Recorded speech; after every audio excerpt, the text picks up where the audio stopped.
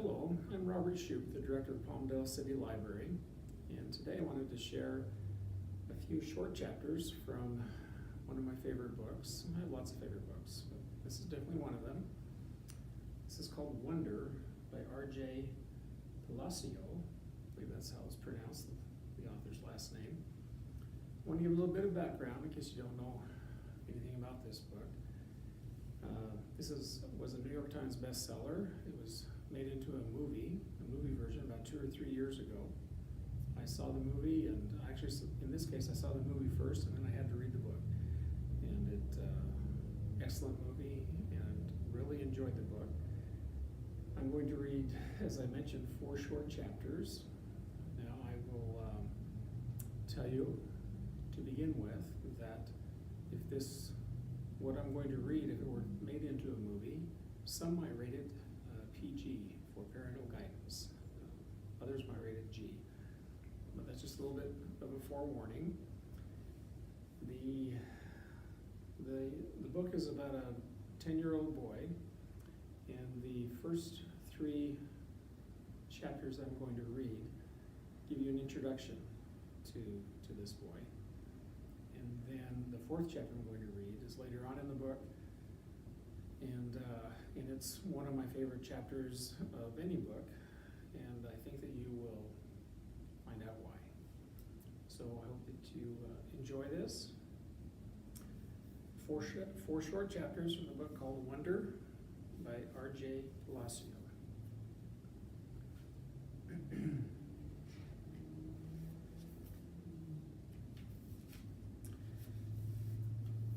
The first chapter is called Ordinary, and it happens to be the very first chapter in the book. I know I'm not an ordinary 10-year-old kid. I mean, sure, I do ordinary things. I eat ice cream, I ride my bike, I play ball, I have an Xbox. Stuff like that makes me ordinary, I guess. And I feel ordinary inside, but I know ordinary kids don't make other ordinary kids run away screaming in playgrounds. I know ordinary kids don't get stared at wherever they go. If I found a magic lamp and I could have one wish, I would wish that I had a normal face that no one ever noticed at all. I would wish that I could walk down the street without people seeing me and then doing that look away thing. Here's what I think. The only reason I'm not ordinary is that no one else sees me that way. But I'm kind of used to it. I'm kind of used to how I look by now. I know how to pretend I don't see the faces people make. We've all gotten pretty good at that sort of thing. Me, Mom and Dad, Via. Actually, I take that back. Via's not so good at it. She can get really annoyed when people do something rude. Like for instance, one time in the playground, some other kids made some noises. I don't even know what the noises were exactly because I didn't hear them myself. But Via heard, and she just started yelling at the kids. That's the way she is. I'm not that way. Via doesn't see me as ordinary. She says she does.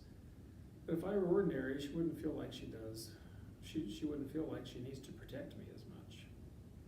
And Mom and Dad don't see me as ordinary either. They see me as extraordinary. I think the only person in the world who realizes how ordinary I am is me. My name is August, by the way. I won't describe what I look like. Whatever you're thinking, it's probably worse.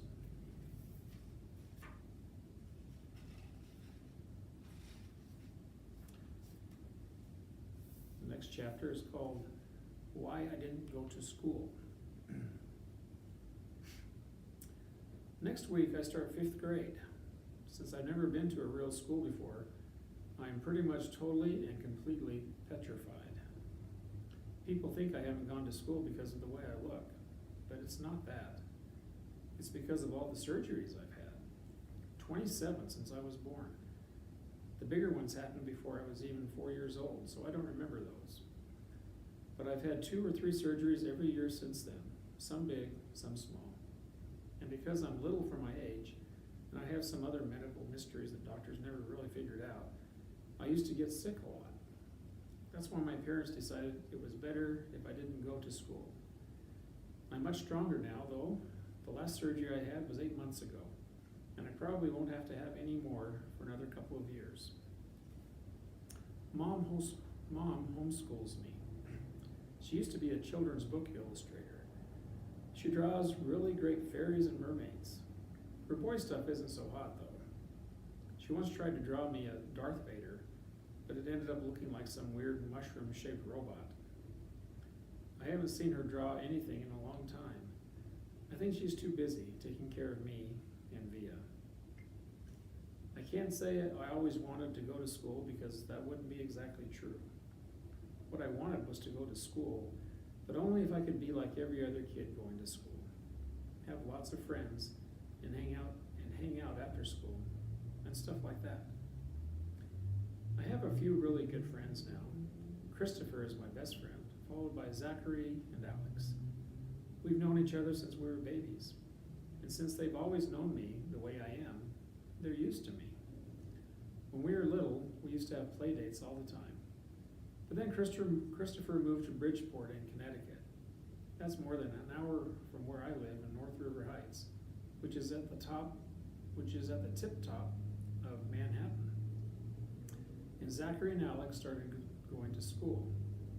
It's funny, even though Christopher's the one who moved far away, I see him more than I see Zachary and Alex. They have all these new friends now. If we bump into each other on the street, they're still nice to me though. They always say hello. I have other friends too, but not as good as Christopher and Zach and Alex were. For instance, Zach and Alex always invited me to their birthday parties when we were little, but Joel and Eamon and Gabe never did. Emma invited me once, but I haven't seen her in a long time. And of course, I always go to Christopher's birthday. Maybe I'm making too big a deal about birthday parties.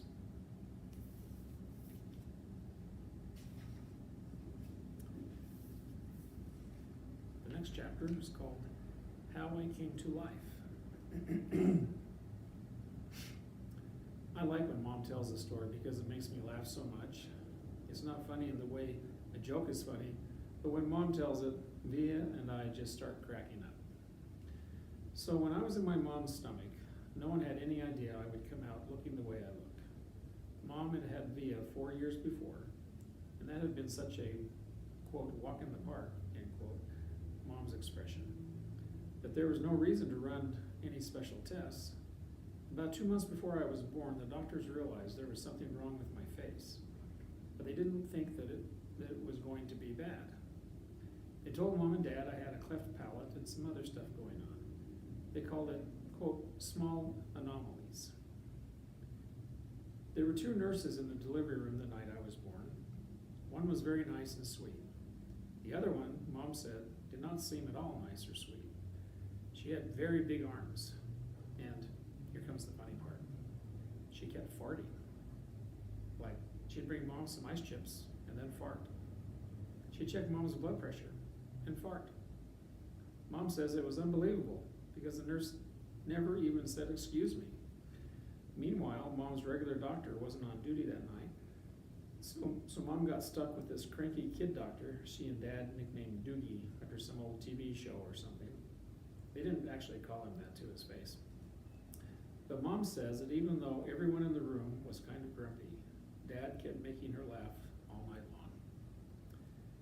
When I came out of Mom's stomach, she said the whole room got very quiet. Mom didn't even get a chance to look at me because the nice nurse immediately rushed me out of the room. Dad was in such a hurry to follow her that he dropped the video camera, which broke into a million pieces.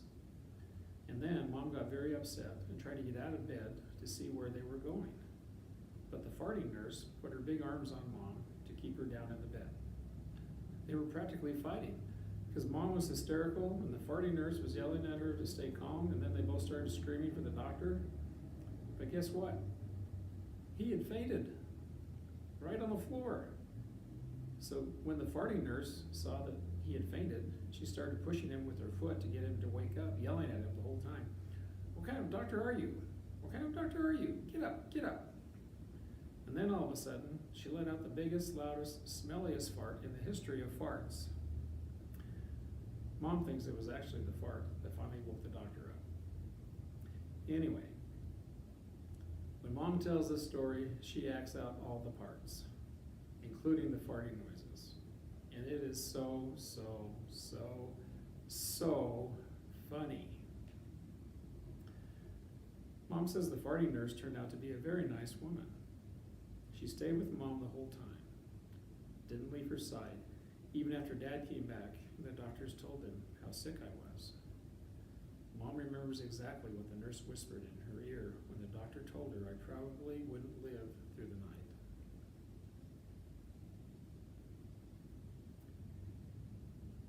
Everyone born of God overcometh the world. And the next day, after I had lived through the night, it was that nurse who held Mom's hand when they brought her to meet me for the first time. Mom says by then they had told her all about me. She had been preparing herself for the scene of me.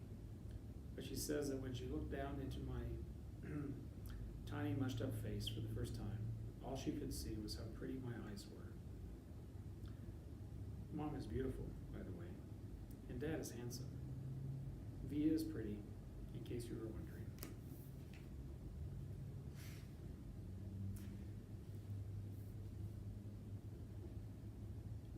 I'm not going to continue reading from there. I'm going to skip over several chapters, and this is just a short chapter.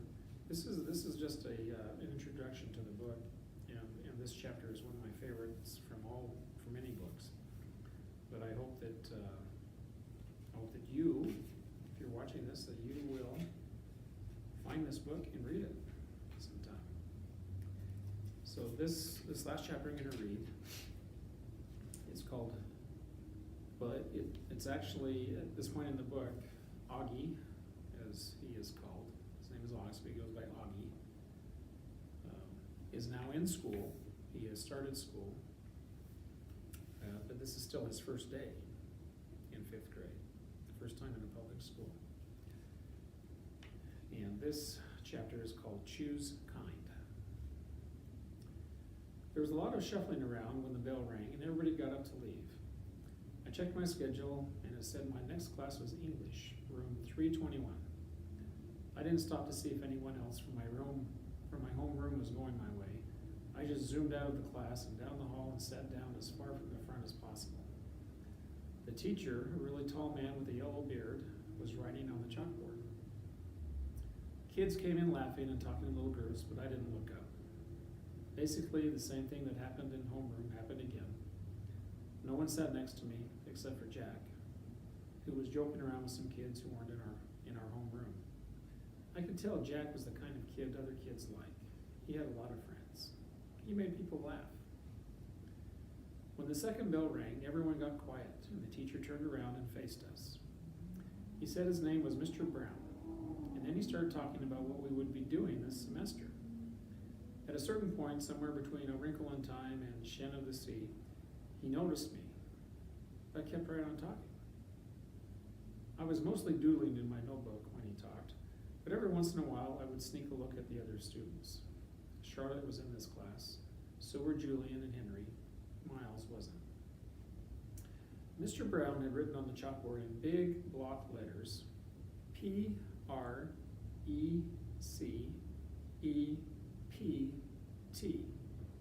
precept. Okay, everybody write this down at the very top of the very first page in your English notebook. As we did what he told us to do, he said, okay, so who can tell me what a precept is? Does anyone know? No one raised their hands. Mr. Brown smiled, nodded, and turned around to write on the chalkboard again. Precepts equal rules about really important things. Like a motto, someone called out. Like a motto, said Mr. Brown, nodding as he continued writing on the board. Like a famous quote, like a line from a fortune cookie. Any saying or ground rule that can motivate you. Basically, a precept is anything that helps guide us when making decisions about really important things. He wrote all that on the chalkboard and then turned around and faced us. So, What are some really important things? He asked us. A few kids raised their hands, and as he pointed at them, they gave their answers, which he wrote on the chalkboard in really, really sloppy handwriting. Rules, schoolwork, homework. What else? He said as he wrote, not even turning around. Just call things out. He wrote everything everyone called out. Family, parents, pets. One girl called out, the environment. The environment. He wrote on the chalkboard and added, our world. Sharks, because they eat dead things in the ocean, said one of the boys, a kid named Reed, and Mr. Brown wrote down sharks. Bees, seatbelts, recycling, friends. Okay, said Mr. Brown, writing all those things down. He turned around when he finished writing to face us again. But no one's named the most important thing of all. We all looked at him, out of ideas. God, said one kid. And I could tell that even though Mr. Brown wrote God down, that wasn't the answer he was looking for. Without saying anything else, he wrote down, who we are. Who we are, he said, underlining each word as he said it. Who we are. Us. Right? What kind of people are we? What kind of person are you? Isn't that the most important thing of all? Isn't that the kind of question we should be asking ourselves all the time? What kind of person am I? Did anyone happen to notice the plaque next to the door of this school? Anyone read what it says? Anyone? He looked around, but no one knew the answer. It says, know thyself, he said, smiling and nodding. And learning who you are is what you're here to do. I thought we were here to learn English, Jack cracked, which made everyone laugh. Oh yeah, and that too, Mr. Brown answered, which I thought was very cool of him. He turned around and wrote in big, huge block letters that spread all the way across the chalkboard, Mr. Brown's September precept. When given the choice between being right or being kind, choose kind. I'm going to read that again. When given the choice between being right or being kind, choose kind. Okay, so everybody, he said, facing us again, I want you to start a brand new section in your notebooks and call it Mr. Brown's Precepts. He kept talking as we did what he was telling us to do. Put today's date at the top of the first page. And from now on, at the beginning of every month, I'm going to write a new Mr. Brown precept on the chalkboard. And you're going to write it down in your notebook. Then we're going to discuss that precept and what it means. And at the end of the month, you're going to write an essay about it, about what it means to you. So by the end of the year, you'll all have your own lists of precepts to take away with you. Over the summer, I ask all my students to come up with their very own personal precept. Write it on a postcard and mail it to me from wherever you go on your summer vacation. People really do that? Said one girl whose name I didn't know. Oh yeah, he answered. People really do that. I've had students send me new precepts years after they've graduated from this school, actually. It's pretty amazing. He paused and stroked his beard. But anyway, next summer seems like a long way off. I know, he joked, which made us laugh. So everybody relax a bit while I take attendance, and then when we're finished with that, I'll start telling you about all the fun stuff we're going to be doing this year in English. He pointed to Jack when he said that, which was also funny. So we all laughed at that. As I wrote down Mr. Brown's September precept, I suddenly realized that I was going to like school, no matter what. When given the choice between being right or being kind, choose kind.